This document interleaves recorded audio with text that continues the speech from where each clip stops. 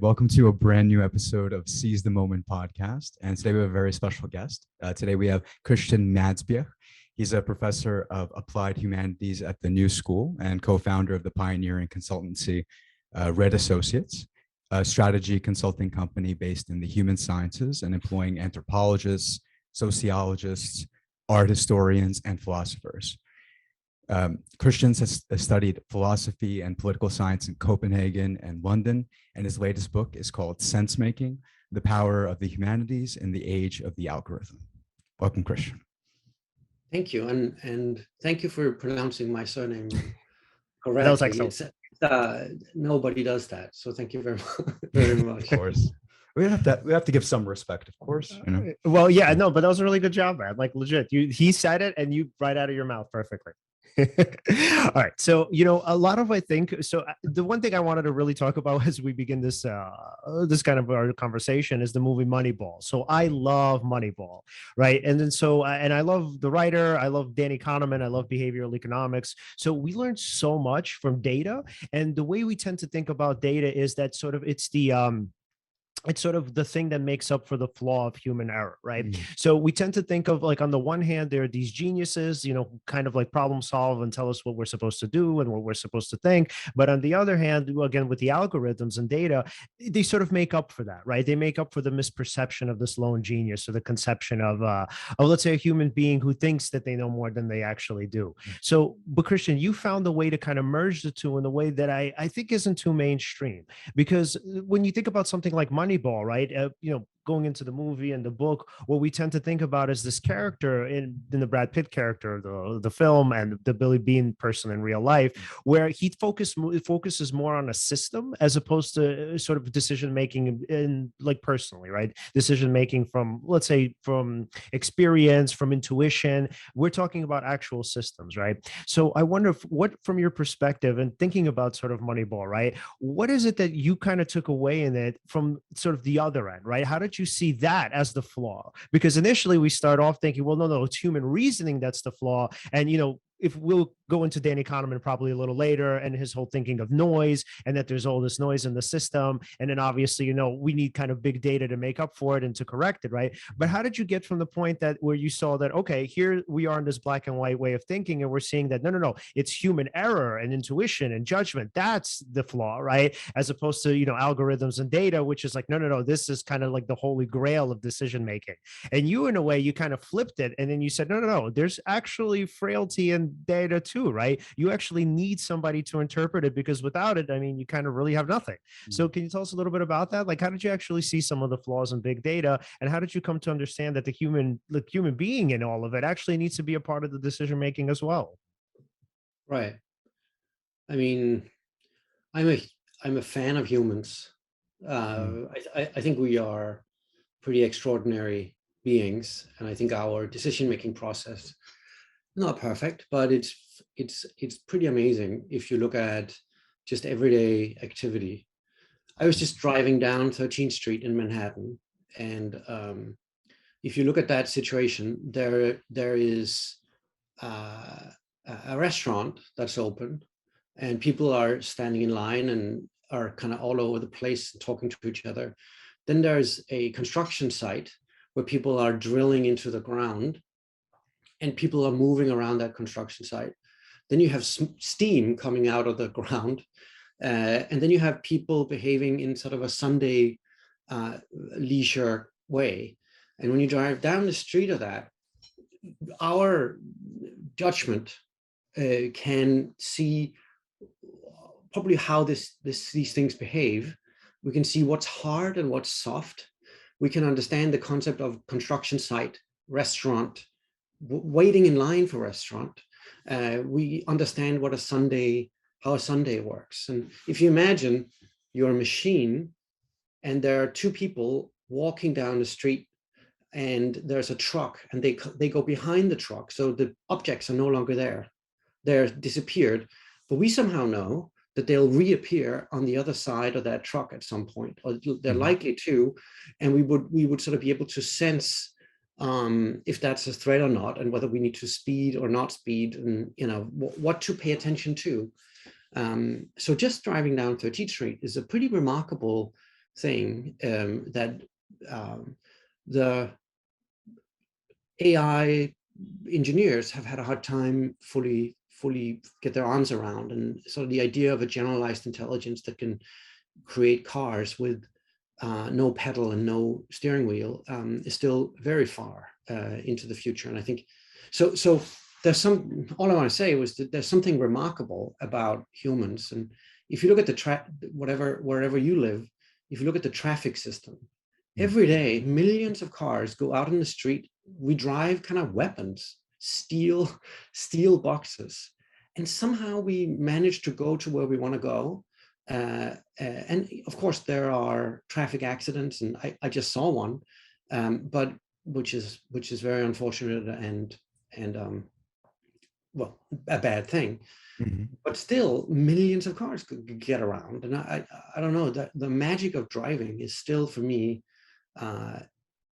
incredible. And that's because we understand wholes. We understand the idea of what a school is and how all the behavior around school happens. And we sort of understand when we drive past the school, the behavior is connected to the idea of school or construction site or steam coming out of the ground, which we know is soft, not hard, and so on. So I just think there's a lot of magic to humans and our ability to move around in the world and understand wholes, or some psychologists call it gestalts, right? That the whole of a school, say, the whole of 13th Street. So first of all, I'm kind of up on humans, and I enjoy observing humans and the extreme capacity, our ability to judge and to move around the world. So that was sort of the beginning. I thought there was a lot, when I wrote the book, I thought there was a lot of hyperbole around data. Mm-hmm. And that data will take over the flawed existence of humans. And that humans were, and that goes down to Kahneman, like you said, that we are noise, and that statistics is way better than us. Certainly there are lots of situations where we, without statistics, are completely lost, and we don't understand proportions, and we let emotions sort of run wild, and that's not always a very good idea. But I'm still just enthralled with and admire humans, and I don't see our decision making as noise.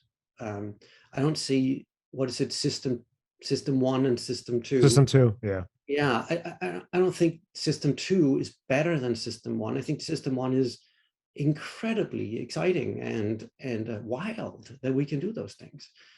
So I just, Kahneman and crowd were a little down on people, and I'm not as down as sort of negative about it. Yeah, there's this sort of emergent harmony that takes place with us, that I could see that statistics couldn't necessarily boil down our behavior because it's so complexly wonderful and harmonic, like you said, like East 13th Street, all the goings on, and yet, yes, there are traffic accidents and things of that nature, but there is something going on that's allowing for that system to exist, for the people to all get around, for you to be aware of all these different variables. And as you say, AI, generally intelligent AI, we are definitely years away from that. That'll be interesting, though, I guess, when that comes up, not to, get off on a tangent here, but yeah, imagine AIs as creative as human beings with the processing power of AIs. That could be wonderful too. Mm-hmm. Imagine the emergent that would yield, let's say, especially over time. Right. But yeah. Yeah. And, Christian, this made me think in terms of like what philosophy has to offer. So there's this sort of mainstream maybe not so mainstream, but maybe too mainstream understanding of philosophy as sort of a dead kind of endeavor, especially amongst kind of hard-nosed materialists, where the idea is like, well, philosophy has already offered us everything that we could have, and all we really need is the data. So to me, that Mm, doesn't really make sense. And I'm not talking about like metaphysics or spiritual science or anything along those lines, but in terms of what philosophy has to offer, I mean, how is it that critical thinking can ever replace data and sort of materialistic thinking and science, the scientific method, obviously, because wouldn't the two need to work together? Don't you need an actual thinker to, first of all, hypothesize based on limited data, and then after combining it with more data to create an actual theory and sort of place it into the world, then have it hopefully maybe challenged, kind of validated, whatever happens, right? But the point is that when you take out the thinker, who's there to make sense of the data? mm, Yes. Yeah, and who's going to start the inquiry in the first place? Right. Like machines, you would have to have a machine that just opens its eyes and somehow figures out what's important and not important, by consuming data, I suppose. And I think the self-supervised learning systems that they're starting to experiment now would be a hypothesis that's really interesting. But let's start. Like, I'm the biggest fan of science. I'm a huge fan of statistics. I can do some myself, and I'm not against that at all. Uh, but I think humans might be different than might. We don't know, and that's the annoying thing about philosophy. We would never say we know anything, but rarely, and the ones that do aren't maybe the best. But we humans are different than, say, wolves, in the way that wolves doesn't wake up in the morning and think about being more sort of fox-like today. Mhm. Right? So they don't take a stand. In philosophy we would say they don't take a stand on their own being. They mhm, don't think about themselves as having identities, as far as we know. Right. And we behave differently, like bacteria or planets, in the way that we change when somebody looks at us. Whereas bacteria behaves in the way that bacteria behaves, supposedly, when we look through a microscope, the bacteria doesn't behave differently just because we're looking. But mhm, humans seem to do that. And Right. that means that humans might be a different object of study, or a different kind of phenomenon than what the natural science is used to. Now, that doesn't mean we shouldn't test hypotheses. It doesn't mean you shouldn't question just philosophical statements, because how do they know? I mean, I think an empiricist in many ways, from a methodological standpoint. If it's just people's meandering thoughts sitting in an office in a university, then that has created enormous amounts of interesting ideas. But I don't think alone would be the best. Certainly, there's a lot of mistakes that's been made over the years. So I'm I think both, like you said. I think we need what Charles Sanders Peirce calls abductive thinking. So that would be simmering in data and trying to create hypotheses based on it, often through observation, observing human life, and then create hypotheses that can then be tested at scale. And when you do that, statistics is one. What is today called AI, which, as far as I understand, is a very advanced version of statistics. Mhm. Just with enormous processing power and enormous data sets, which is super exciting. But we need both. And when I wrote that book, it was as if there were people, and still are probably people, that thought that human judgment is bad and noisy, machines good and Right. clean. And it's just an annoying proposition, and I just had too much of it in a way. And I wanted to defend the study of humans in other ways than through empirical evidence. No, through large-scale statistical empirical evidence. Right. Because a historian or art historian works with evidence and empirical observation as well, just in a different way.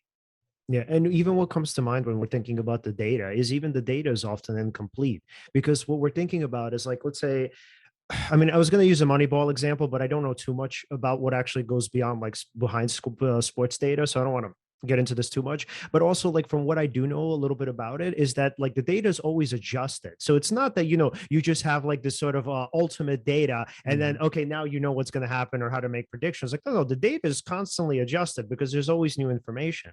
And when we're thinking about like Bayesian reasoning, right, where we're thinking about something along the lines of like a cancer diagnosis, and we're saying, well, there's a 95% frequency that, let's say, X diagnosis is going to be correct. However, there's other data that we might not have. Like, what about the fact that this person is relatively healthy? And, let's say they have various years of blood tests that have come out pretty positive, and they're also very young.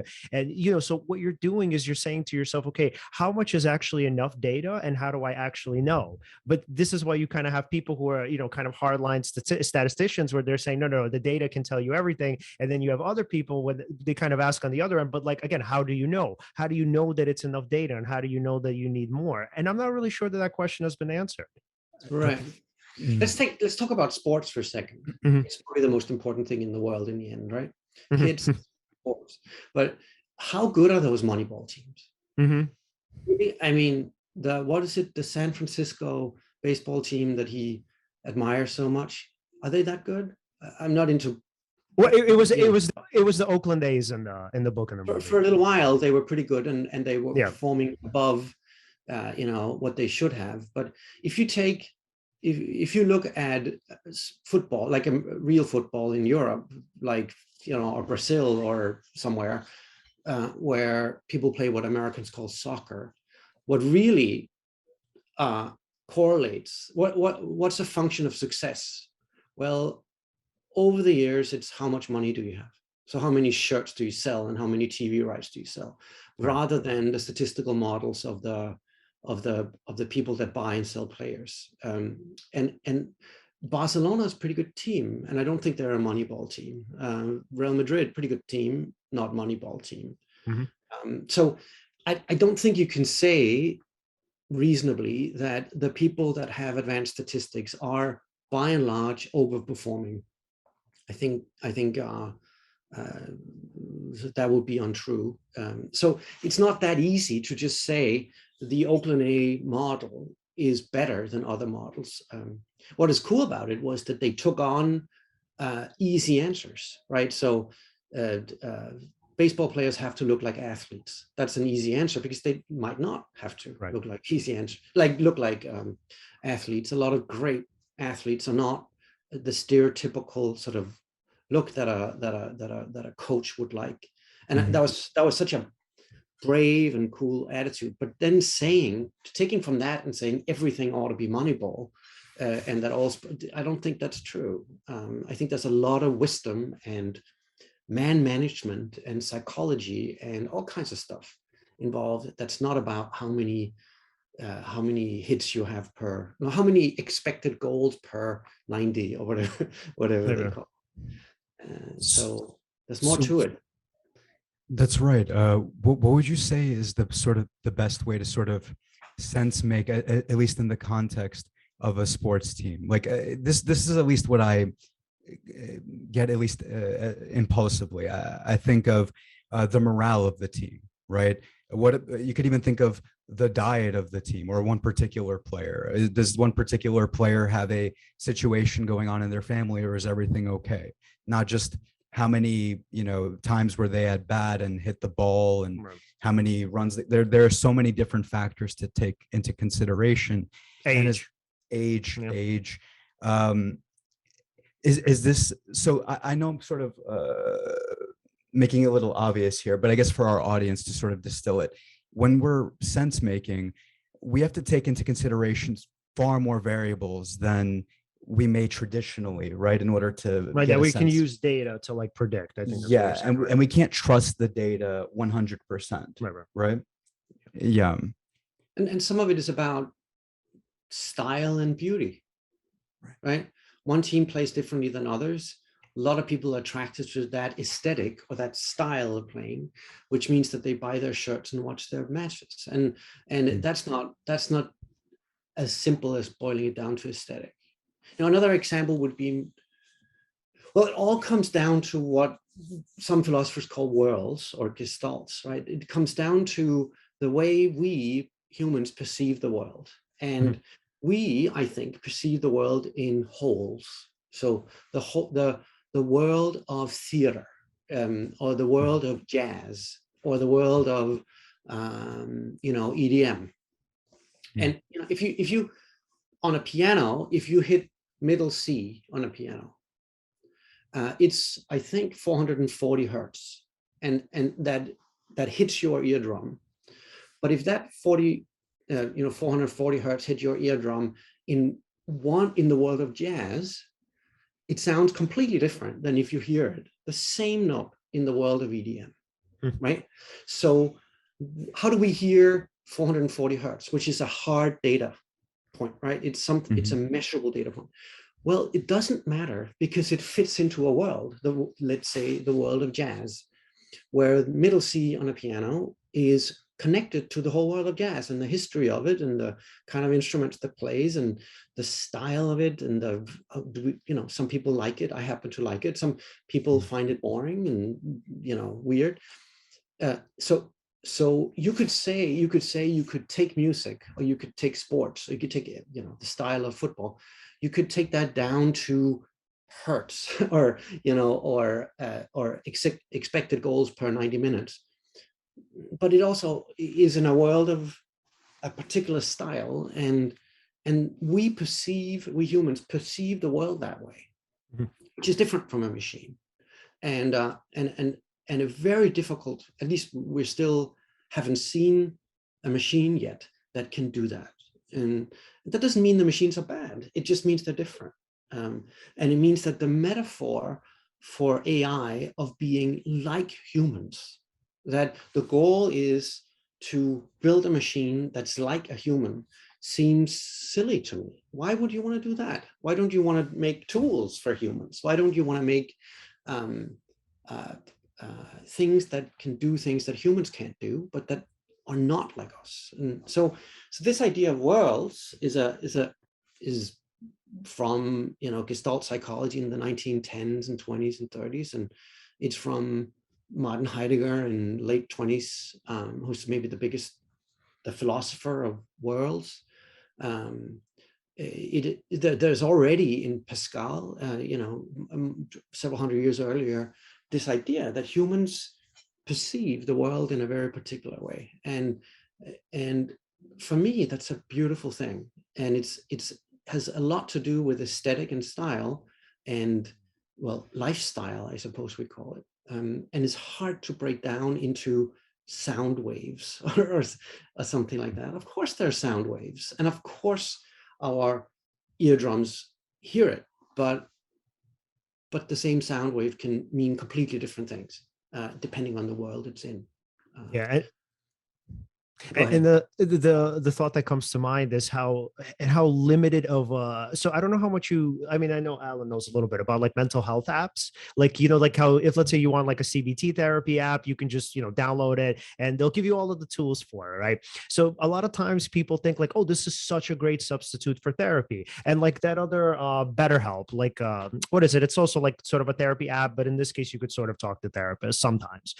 So yeah, like all of these kind of apps, right? The understanding was that the apps were going to revolutionize mental health because they were going to spread mental health care, to the rest of the world, to, under kind of represented and underprivileged populations. Great idea, right? Phenomenal. But what we actually see is that like the retention rate for these apps is something along the lines of like 3%. So what that means is that people will download the app, they'll kind of like fiddle around with it, they'll use it for a couple of days, and then they'll stop using it, right? And so it begs the question of like, what did you want to ask?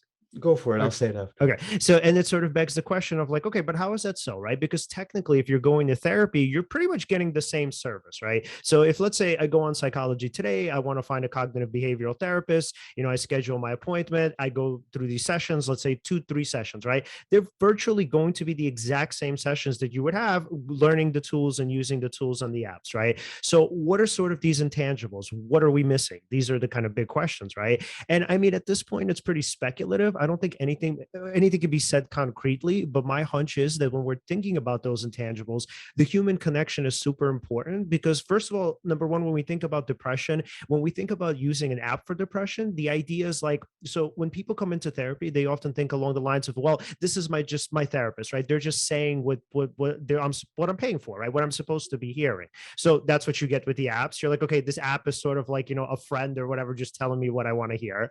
You're not really getting the validation for new or corrective beliefs. I mean, you can get an app to tell you like, oh, hey, like, good job on doing this, but also an app can't really tell you whether or not you reframe the thought. I mean, I don't even think that they have apps that do that. I think they might like congratulate you on completing like a thought record where you go from like, let's say, a distorted thought, then you go to the emotion, you go to evidence for, evidence against, then you reframe the thought. I'm assuming there's some sort of like, kind of reward for, let's say, completing it, but no app can actually tell you whether you completed it in the right way. So I think you do need a therapist for that, right? And then also just the fact that here's this person who's willing to stick it out with you despite how difficult therapy may be for the both of you. I think that's also really important. And then on top of that, there may be throw-ins that let's say are not particularly part of like manualized CBT or ACT therapy that are obviously not part of the apps. But I do think it's a really interesting question that on the one hand, there's this really great incentive to think, okay, if we can get therapy to more people, obviously, mental health will improve, which it surely will.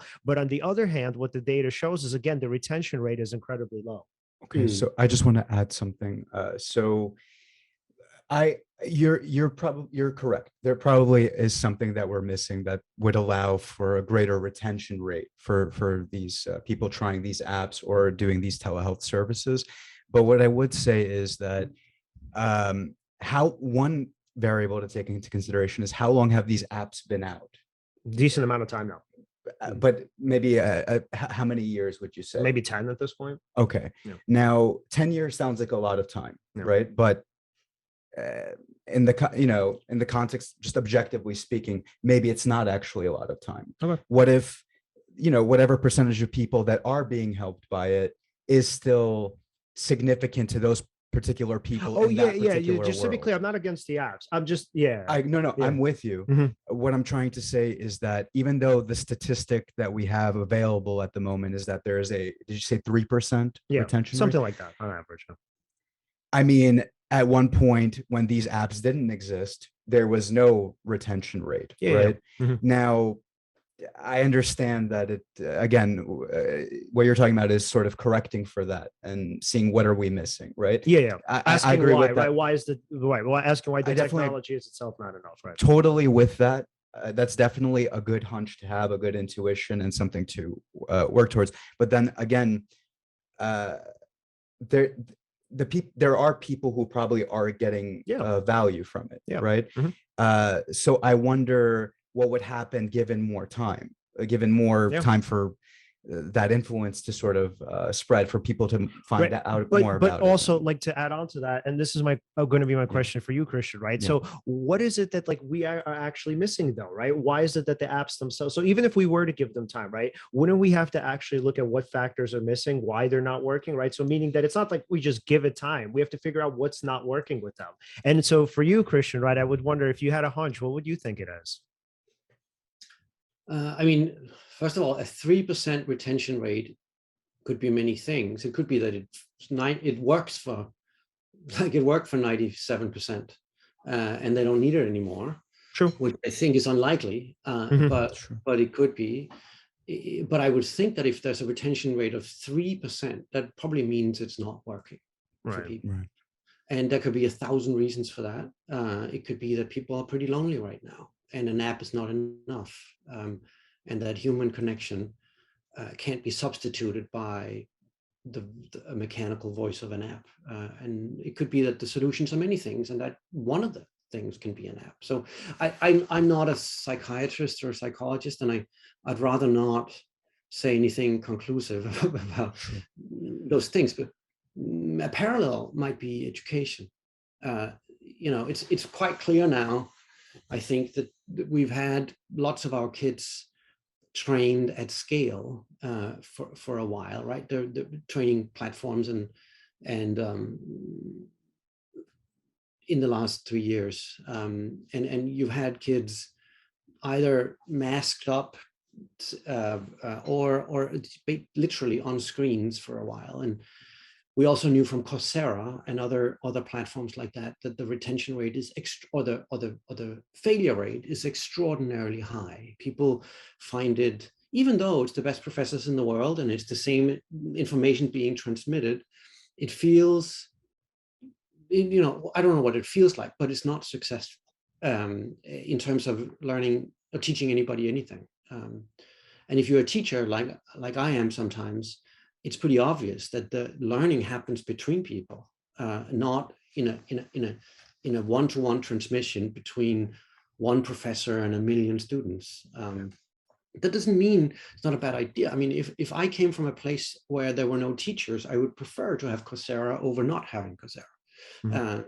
And if I didn't have access to any mental health services, or couldn't get access to any mental health services, I would prefer to have, you know, the best version of online or technologically mediated help than no help. So I think the parallel might be education, and we can see on the results the last 3 years that it ain't good, and that there are other aspects to education that it just doesn't capture.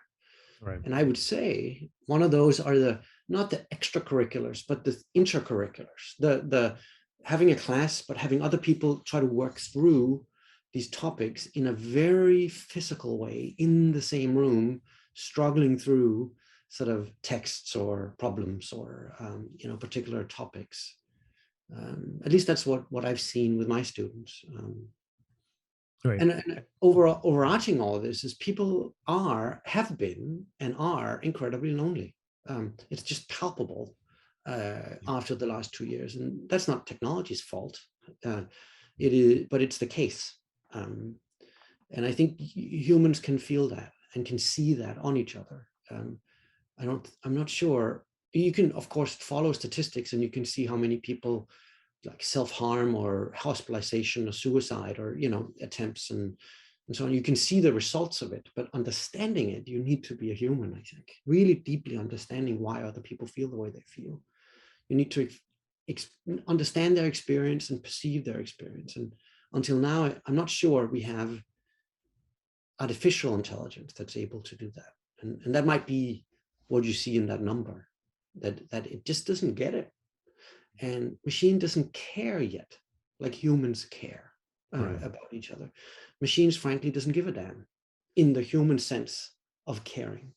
Right. And in particularly in mental health, that seems pretty important that the people you're involved with care about what's going on. Right. And I would maybe even add on to that to say that maybe that's the distinction, that on the one hand with the machine, you're thinking to yourself, okay, well, this is what the machine is trained to say, right? So of course it's going to pump out sort of, you know, happy motivational sort of quotes or whatever, right? As opposed to when we're thinking about a therapeutic alliance, I can know after some time that I can trust that my therapist isn't full of shit, that he or she is actually telling me not what I want to hear, but more so what I need to hear, and hopefully reality, as opposed to, again, the machine is programmed, right? The machine doesn't know you. The machine can't point out your strengths and weaknesses. The machine can't sort of phrase things that you don't want to hear in a way that's sort of palatable to you. And it also can't tell you, let's say, like positive things about you that, you know, again, that it couldn't possibly know because it's a machine. So there's in that missing that human connection. And I like the parallel also to education, right? Because and also in that missing that human connection, you don't get somebody who's really willing to sort of take the time to see what it is that's wrong with your thinking and really wrong with your behavior, right? Which, again, I don't know of any apps that are able to do that. Because again, even with the best CBT apps, I mean, what they do is they just kind of like reward you for completing some task. Nobody really knows how well you do it. And what we do know about like autodidacts is that they're very few and far between. Very few people can like read a piece of literature, understand the vast majority of it, or perform some sort of task and think, oh, okay, I got this. So, and, you know, the last thing I would say about this is like with something like the CBT thought record, I often teach it to people and people tell me like, oh yeah, this is so simple. Like it totally makes sense. I get it. Then they'll bring it into session the following week and they'll butcher it. There'll be a ton of mistakes that I'm not really sure a machine can pick up on. So I really like the parallel between that and education. And just to add on to that as well, there's that absence of connection between a person and machine, right? There isn't that rapport building. There isn't a feeling of being understood by the other and a feeling of wanting to then maybe let go or be vulnerable and then connect with that particular person. Right. Yeah, I mean, again, machines are incredible. And I think at best, statistically, sure that they can optimize for perhaps what may be, a programmed best result for something. But even then, that best result may work through objective reasoning, but it may not work subjectively for a particular person, and that absence is important. Yeah. And then, so, interesting, right? So, and then Christian, just going back, right, and in terms of how your work started, why do you think that this became such a problem? Like, why do you think we became kind of so hardlined, where, on the one hand, we had the people who were interested in the humanities and who saw their value, and then on the other hand, we had the Danny Kahnemans of the world who were like, okay, human thinking is tragically flawed, just solely focused on the data, really nothing else matters. I mean, it's a long, long history of that conflict. For thousands of years, there's been a conflict between those two different versions of those two positions, right? And the most extreme version of the you call it the Kahneman position. I think he's an incredibly sophisticated thinker, and he would probably agree with many of the things we're talking about here, because he's certainly smarter than I am. But René Descartes, like in sort of Enlightenment thinkers, thought that the natural science method was superior in every way, not just in a lot of ways, but in every way. And I would think that AI, at least in the dumb versions of AI, and what people call good old-fashioned AI, where you think that human beings, all human beings, can be reduced to rule following, and likelihoods, and probabilities. I think underestimates the complexity of humans, and there were some people in the history of philosophy that were attuned to that and were good at describing that. And for me, the sort of the most interesting and important one is Maurice Merleau-Ponty, who was a sort of French philosopher who wrote 40s and 50s, and wrote about human perception. And to me, sort of describe the question we talked about with the middle C 440 hertz kind of problem, that we experience the world in gestalts, and those gestalts are fundamentally human, and we have had a hard time getting that to algorithms predicting probability. And I think there's a place for both. There's a place for behavioral economics. I think it's exciting and interesting and so on, but claiming that that's the model of the world is just stupid, because it's clearly, obviously, observably not the only thing that goes on. So I think that this debate about that we see a version of now is an old debate. I think there's a lot of reasons and excitement. What if we could build a machine that could help us in so many ways? Wouldn't that be exciting, and so on? And everybody that's ever read a science fiction book would, be dead inside if they weren't sort of, excited by the prospect that you could make things that would be as sophisticated as us or help us in all kinds of ways. So I think there's a lot of reasons for why you want to try, give it a go, and who am I to say that can't be done? I don't think it can be done, but who am I to tell people don't experiment, don't even try? That's ridiculous. I think there's a likelihood for not being able to, but that doesn't mean you shouldn't try. And then, of course, there's enormous commercial interest if you could do it. And that's why big corporations and military, think tanks and so on are investing in a way that they're not investing in the humanities, for sure. Maybe a last thing is that the humanities aren't helping themselves very much these days, right? It's, the history departments are not doing as well as they did before. The English literature department aren't doing as well as they were before because they feel less relevant and they feel like insular. They speak their own language to each other. Nobody reads what they're writing.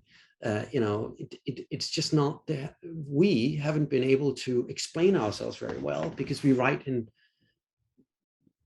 tortured, kind of strange language that people just get turned off by.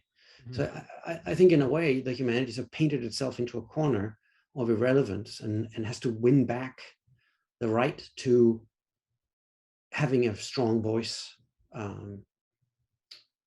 which is too bad, right? Because don't we need to understand history? I mean, do we understand the Ukraine-Russia conflict only through statistics and how many tanks they have? Or do we need to understand the history between the two, those two pieces of land and those two cultures and those two, don't we need to understand that? We need historians and people to understand their literature and their music and their stories and so on to really make good judgment calls about it beyond just pure behavioral economics or statistical models or something like that, even though we should do that too. Right. And sorry, just it seems that the answer would be somewhat in the integration of all these different worlds and sort of to come up with an answer from there, not just be married to one particular world. Right. Yeah. No. Yeah. So So I just, I mean, I don't know, maybe this is kind of a fruitless thought, but I was even thinking just in terms of like mental illness, right? So if we're considering, let's say the conflict with Ukraine and Russia, I mean, essentially it's going to boil down to a malignant narcissist, right? And Vladimir Putin. But if we're talking about just data, right? And we're saying, well, give him like just a course of CBT treatment, right? Like, he has like, let's say if he has narcissistic personality disorder, let's just put him through that, right? Boom, problem solved, right? Well, actually, it's not that simple. So let's say, first off, you can get somebody who has narcissistic personality in therapy. That's one thing. But then the second thing, they know what you're going to give them, right? So they understand the manual as well as you do. So when you tell them like, hey, we're going to put you through a course of cognitive behavioral therapy, they're going to read that manual. They're going to think, oh, I know exactly what this person is going to do. So it's not going to be too effective. And when we think about those subjective experiences, right, and those kind of, on the other hand, the throw-ins of therapy, what we think of is actually connecting to somebody like that. If, let's say, the goal is treatment here. I mean, I don't know geopolitically what we should do here, obviously way above, what I get paid for. But I'm just thinking about in terms of like of narcissistic personality disorder. And if we're going to treat this person, it's going to take way more so than the manualized version of therapy. We would need to actually sort of understand his experiences, understand why he's pretty much enacting or acting out some of his insecurities and really connecting with him on a deeper level without at least initially trying to change him. But that's kind of what manualized treatment is, right? It's how do we change this person? How do we take him from, okay, he sucks now to a much better person, to a much better person in the kind of near future so you could start harming people. But again, with narcissism, that's the thing that they resist the most. They resist change. So, I mean, I don't know what the answer to that is, but I can see like how data in that case would be limited.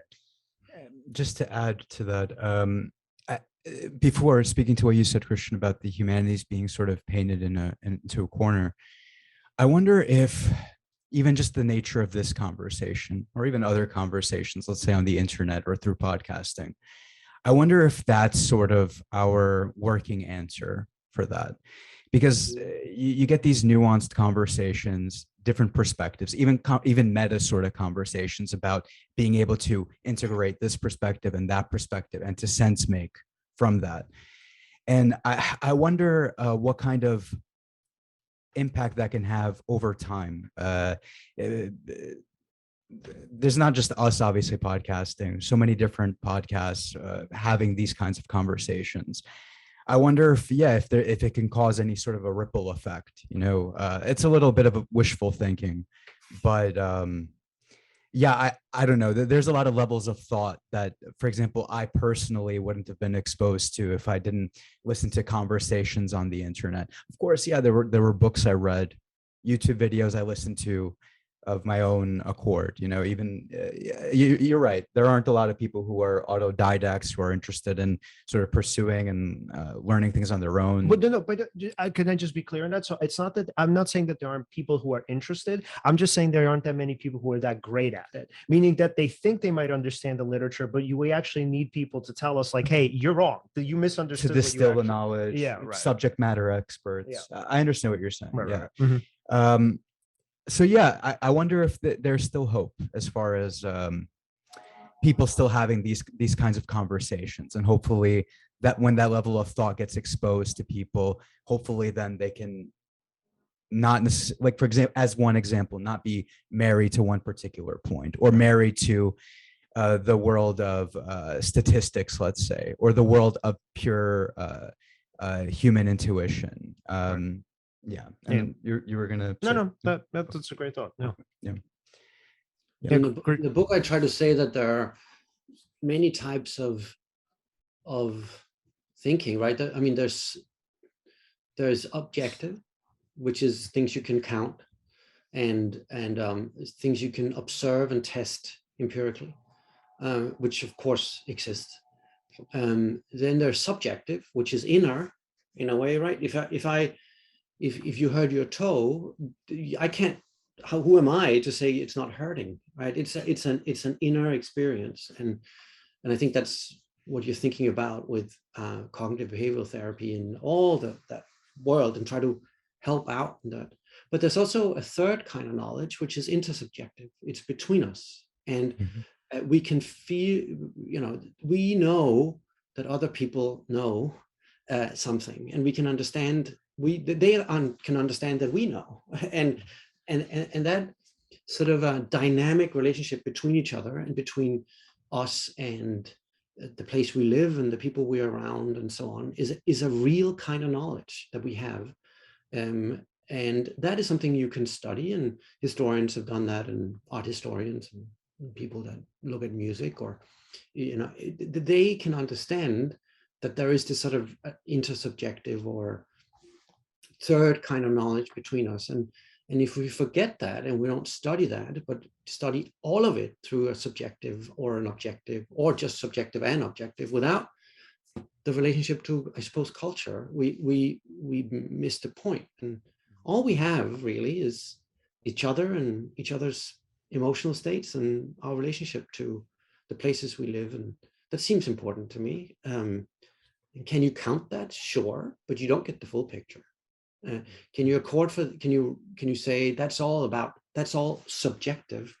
No, it's not. It's between us, and I think when we forget that, we kind of, our answers become bland, shallow, hyperbolic, and that was what the book was about. That book was about, was that third kind of knowledge.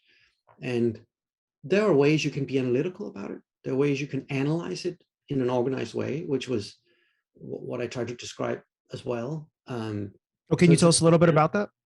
Well, let's call it analytical empathy, right? That empathy, when we describe empathy, it's as if it's just feeling. But you can collect data about a group of people or a place by observing it carefully, taking notes in whatever way you want to take notes, but capturing empirical activity among people. And then you can take that and there are theoretical models in the world of humanities and social science. There are just being a human and looking at it, you can synthesize what's going on beyond just feeling it, beyond just counting it, but where you empirically organize an observation about it. And that's what great anthropologists would do. That's what great historians would do, is to put together a picture of that relationship between people and places. And in the book, I call it analytical empathy, which is more than just, I feel you, man, kind of attitudes, and more than just 76% feel feel slightly depressed in a survey, something like that. It's more than that, and that. But the important thing is you can be analytical about it. You can be organized. You can be empirical, observational about it, and that's what I've been trying to. That's what I made a living off, and that's what the companies I built were about. We're trying to understand human phenomena in an organized manner, not in just a sort of having opinions about it, and also try to systematically undermine your own bias through observation. So by waiting, instead of just having opinions, then suspending judgment for long enough to try to understand people that have a different experience than you, that came from different circumstances, that lived a different place in the world, that were exposed to different impulses and different kinds of music or something like that. And I think you can undermine your own bias and your own worldview by doing that. And I think that's very important to understand each other. But you can also understand their worldview or parts of it, and you will never fully understand what it's like to grow up in Kenya or Indonesia or Ukraine, but you can give it a go and you can be organized about it. I think great social psychologists do that. I think great anthropologists do that when it's at its best. And it's a skill set that we all need. I mean, if you want to make something, if you want to make a cognitive behavioral therapy app, you need to understand the experience and the world of the people using it. Otherwise, you'll have a retention rate of 3%, which is a failure rate of 97, right? Yeah. And so what we're saying then is that we have these theoretical frameworks of, let's say, human behavior, human thought, let's say human emotion, right? And then what we're doing is when we're collecting data, we're trying to see how we can piece that data together to fit those particular frameworks, to sort of understand, okay, why is this particular culture, let's say, acting or thinking or feeling this way, right? And what do we know about, what we just know about all cultures, right? Like, how do they fit into that broader base of knowledge? Is that it? And the differences between them, right? Mm-hmm. There's this great American journalist called Caro who wrote about Lyndon B. Johnson, and over 8-10 years, like extreme detail oriented. And he didn't understand his childhood, and he didn't understand Lyndon B. Johnson's relationship to DC. Mm-hmm. He did two things that were so remarkable. One thing is he took a sleeping bag and he went to the place where Caro grew up, and he slept there for 2 nights in order to understand the sounds. What did it sound like when you listened and you went to bed as Lyndon B. Johnson's mom and Johnson himself, and you would understand the extreme isolation and loneliness through the auditory, the soundscape, the sonic experience of being there. And you could never have done that had you not taken a sleeping bag and gone there yourself. Right. Another thing he did, which is extraordinary. So he didn't understand the relationship Lyndon B. Johnson had to the city of DC, and then he realized that every morning Lyndon B. Johnson would go from his little hotel or where he lived to Capitol Hill, and he would be known for running in the end of that trip every morning, and he didn't understand that. But he then did it. He did the same thing. He went at the same time. He did it many times, but at a certain point, he did it at the same time as Lyndon B. Johnson did. And when you do it at that time on the morning, the sun goes up behind Capitol Hill. And imagine the marble. It was just shining. And you could, and of course he ran. Of course he would, the spring in his step would be different because he just saw just pure potential, pure beauty of the place he would end up, working in and changing and being part of. So you put yourself into the situation analytically, right? You put yourself carefully into the situation of others in order to understand their world.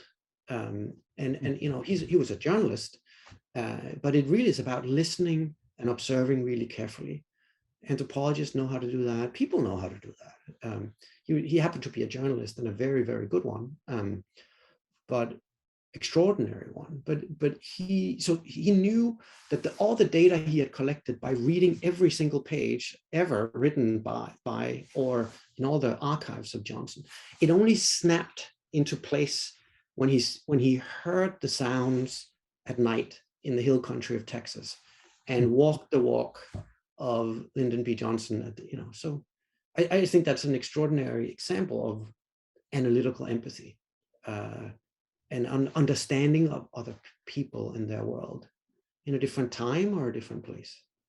Yeah. Wow. And then would we say that that's sort of the point of literature? Because, we talked about philosophy as a way to reason through the data. But what I think we would say is that in terms of what literature has to offer, it's a deeper understanding of the data, the actual subjective or intersubjective or both, right? Subjective and intersubjective experiences of the actual participants of the data in which you're collecting, right, or of which you're collecting, right? Yeah. Can you understand the situation with Russia now without reading the books that were written there? I don't think you can really deeply understand it and empathize with it unless you were fairly careful with reading their stories. And will you fully understand it if you're from somewhere else? No, you won't, but you'll get a little closer.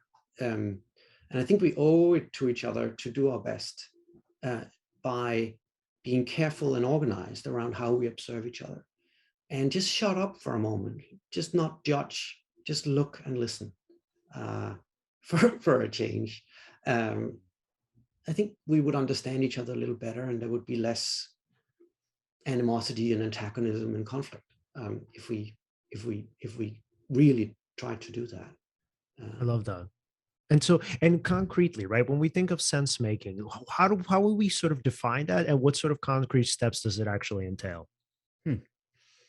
Yeah, so there's a whole list in the book, but I can boil it down to, well, let's imagine you're a historian and you want to understand the Tsar, that seems relevant right now, the last Tsar of Russia, whose world, I think, is different from ours.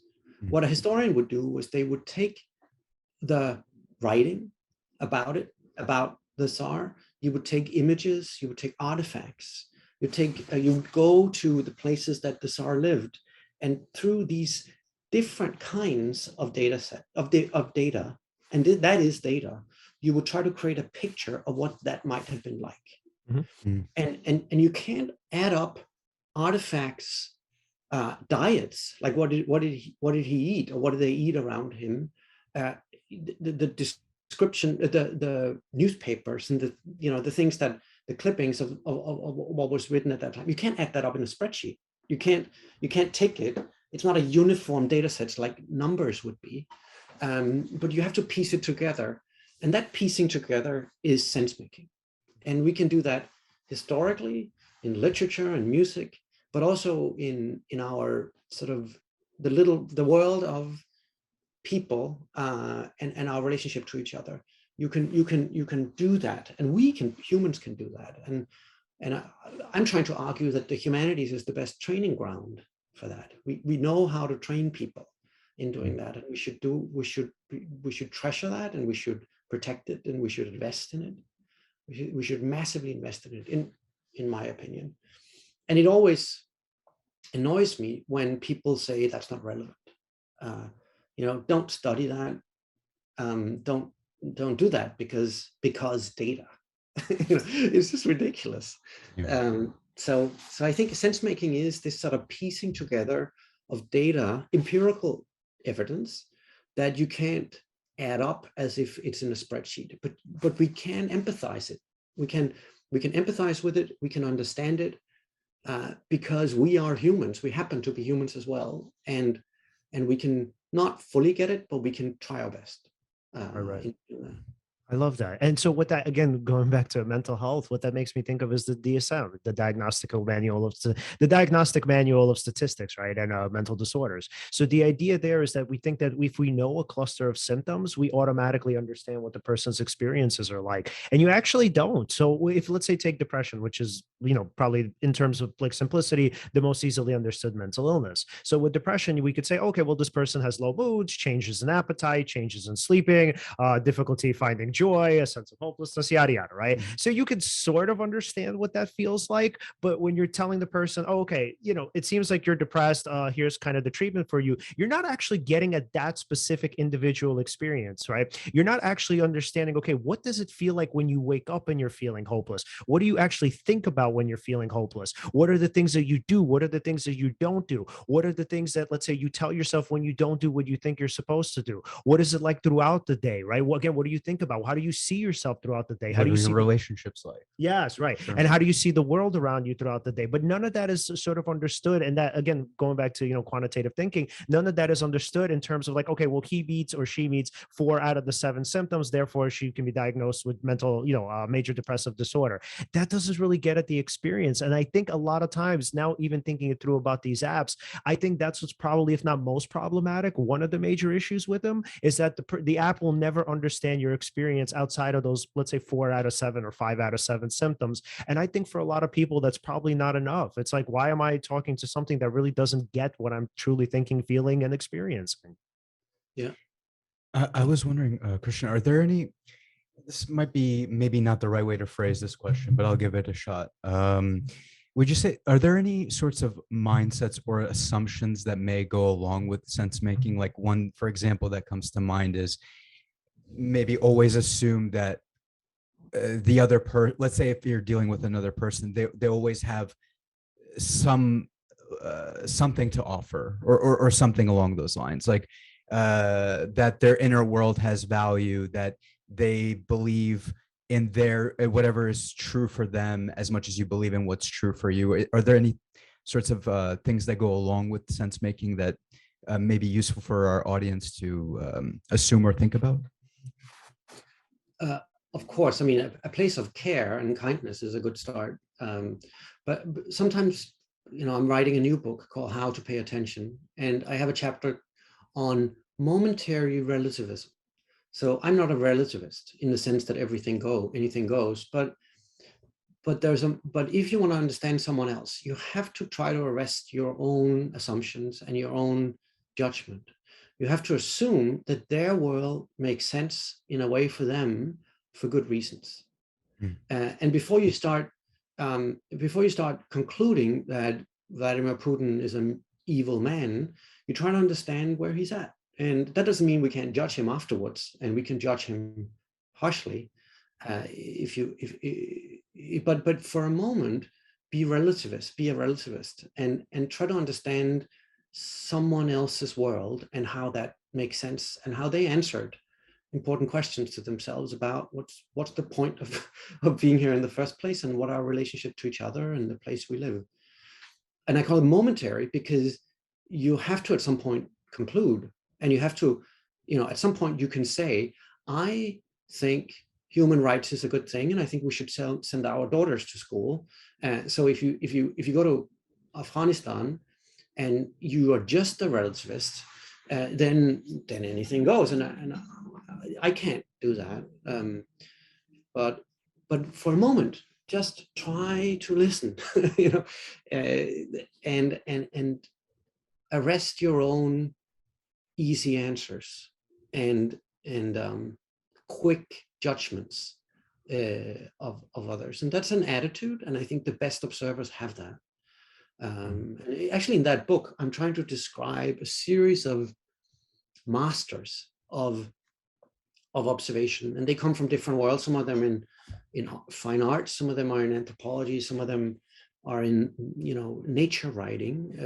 Lots of different places where it comes from, and it's a particular attitude to observing the world, which I think is assuming that there is a meaningful world that you're looking at, and that other people have, and you need to be organized when you look at it, but also sort of you try to find how does this make sense to them? Not how do I impose my own views on it, but how does this make sense to others? And that's momentary relativism or analytical empathy or whatever we've called it during this interview. That there's something glorious about their world and something that can contribute to your world and undermine maybe, you know, toxic things and simple things in your own assumptions. So yeah, I have something that comes to mind as well. For instance, whenever whoever is the president, let's say in the United States, whatever particular year it is, everyone there's always a group of people that have a particular opinion. Let's say like, oh, this guy is not doing the job correctly, or this guy's dumb, or this or that, or this person's insane. And I always thought that was also very like a very simple way to sort of look at things. Even if you cited one specific thing they did, let's say you went a level higher and there's some rationalization involved, I still feel like there's so many variables that aren't taken into consideration. Like, one, what would you do if you were in that position? One. Two, how many people are, how many things do you have to weigh? What's the net good versus the net bad? Maybe no matter what, you'll be the bad guy, no matter what you pick, but you have to pick the lesser of two evils. That might be a consideration. How many people do you have to appease for maybe in order for a long-term goal to occur? In what sense do I mean that? Maybe you have investors. I'm not, by the way, I'm being so general right now. I don't have a specific example to cite, but say, and by the way, it's important to be specific, by the way. So I'm already making an error. I'm actually not at the highest level that you should be, even though I'm trying to, describe this process. But yes, yeah. What if there's something you need to appease this particular person so you can meet some sort of long-term goal? So then you end up picking a result that for most people does not seem pleasurable, but may then lead to some sort of long-term good. And the people who are, in the process of experiencing that decision you're making don't see it. So therefore they blame you and don't take into consideration all these different variables that go into your decision making. Like it's very easy to say, for example, Joe Biden is dumb or something. Oh, like that. I don't know that, to be honest. Have you guys ever seen the movie? I hope this is the right name. Have you guys ever seen the movie 13 Days about Kennedy's decision during the Cuban Missile Crisis? No. Yeah. Oh, have you seen? Oh, yeah. Right. So Yeah. do you remember how complicated it was? So we had like the Joint Chiefs of Staff who are pretty much like, okay, Kennedy's a pussy. He's gonna they literally that verbatim. This is not even me. This is not a misquote. It was literally like, Kennedy's a pussy. We got to get him out of here because what's gonna happen is he's gonna get us all nuked. Like that was the understanding, right? Wow. So all of the Republicans were like, fuck Kennedy. We really need to find a way to replace him because again, he's gonna get us killed. But if you go through, like, if you watch the entire movie, highly recommended. So you go through his decision-making process. And this was a guy, by the way, who had continual ulcers, who had so much freaking stress during this point, who didn't sleep at all, right? But as he's going through the decision-making process, he's always questioning himself. And he's always asking, okay, how do we know that this is what Khrushchev actually believes, right? How do we know that this letter that he's sending us is not actually being interpreted in the context of what happened yesterday, right? Mm-hmm. So yesterday, one of our planes got shot down, right? And it was Russia who did it. It was the USSR. And so how do we know that we're not misinterpreting his letter as being more aggressive than it is based on the incident yesterday, right?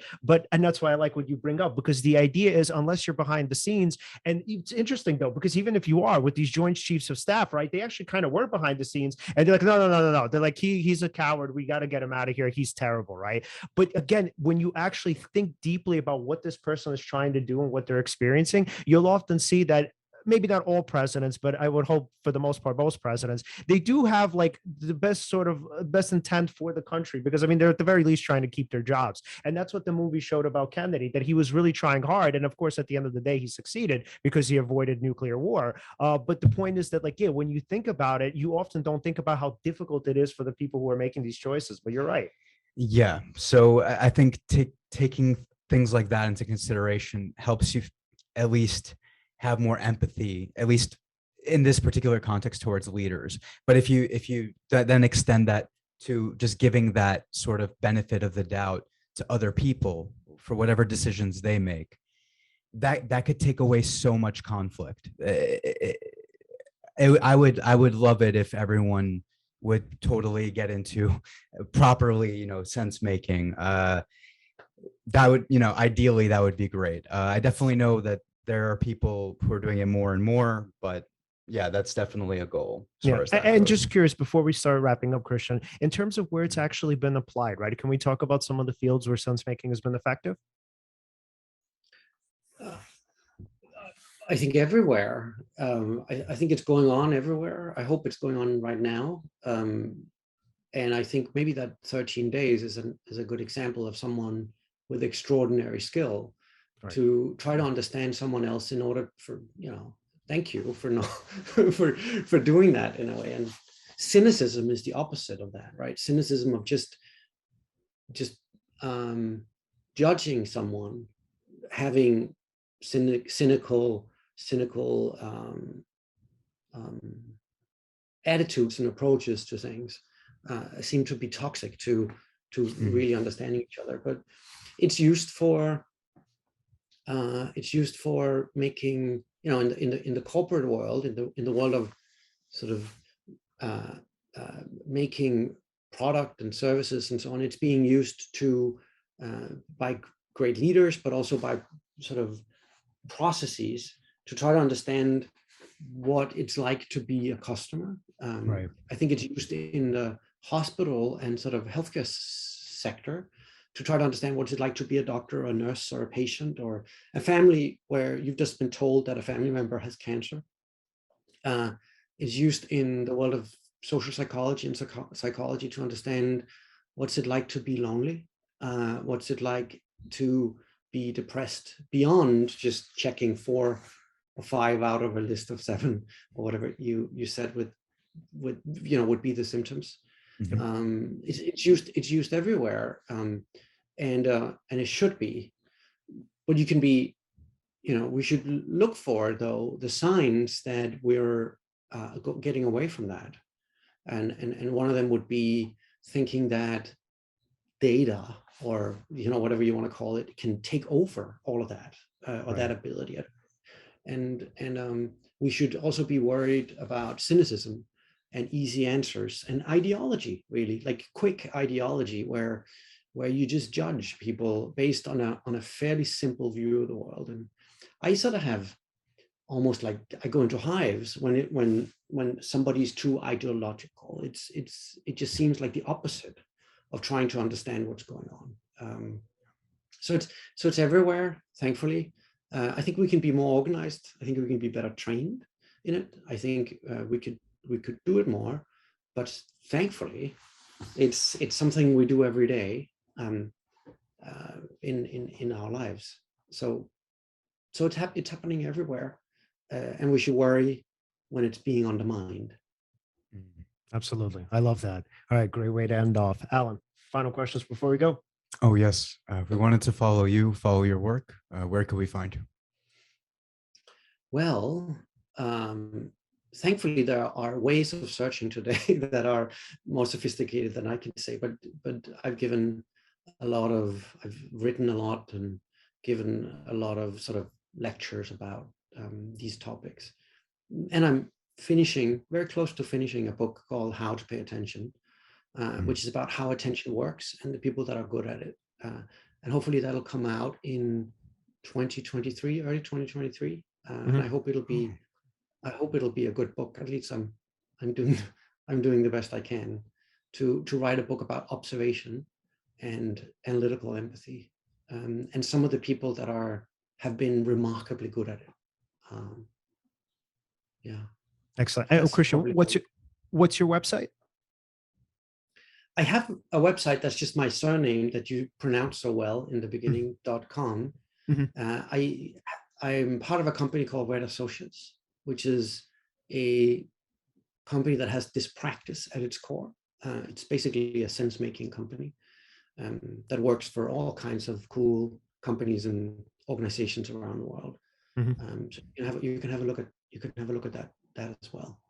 All right, excellent. Awesome. Thank you so much for coming on. This was great. Thank you. I'm happy you like it. I enjoyed the conversation very much. We're glad. Talk to you soon, Christian. Be well. Take care. Bye. All right. First of all, time flew. I know that was way Yeah, over an hour. it did. That's It really awesome. did. Mhm. So everybody, if you want to follow us, you can follow us at Seize the Moment Podcast at Facebook, Instagram, TikTok, and at Seize_podcast on Twitter. Like, subscribe, Hit the hit the bell. bell. And everyone, thank you so much for watching. See you next time.